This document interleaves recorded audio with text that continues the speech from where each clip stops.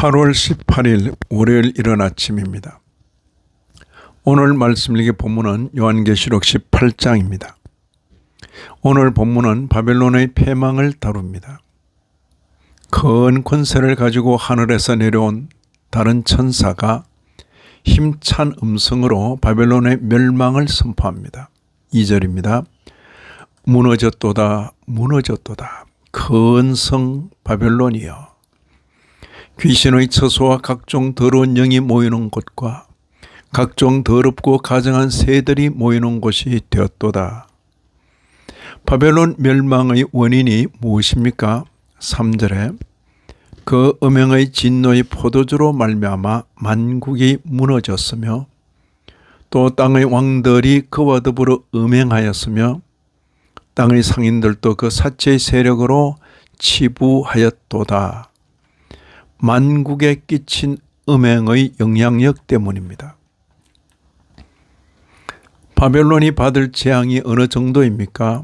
6절 보시면 그가 준 그대로 그에게 주고 그의 행위대로 갑절을 갚아주고 그가 섞은 잔에도 갑절이나 섞어 그에게 주라. 보다 더 구체적으로 언급합니다. 7절에 그가 얼마나 자기를 영화롭게 하였으며 사치하였던지 그만큼 고통과 애통함으로 갚아주라.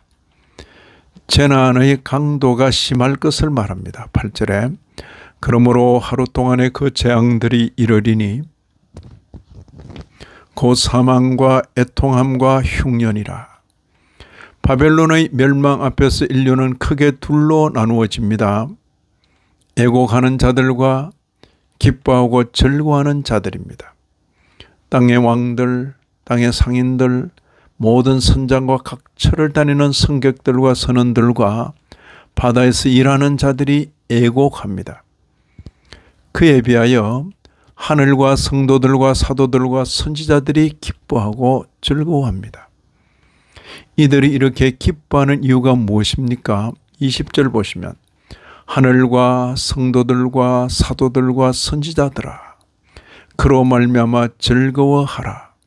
하나님이 너희를 위하여 그에게 심판을 행하셨음이라. 하나님께서 성도를 신원하시는 심판을 그에게 하셨기 때문입니다. 이제 한 힘센 천사의 상징적 행동이 묘사됩니다. 21절입니다. 이에 한 힘센 천사가 큰 맷돌 같은 돌을 들어 바다에 던져 이르되 큰 성 바벨론이 이같이 비참하게 던져져 결코 다시 보이지 아니하리로다. 본장의 마지막은 음녀와 같은 바벨론이 황폐한 도성이 될 것을 예고합니다.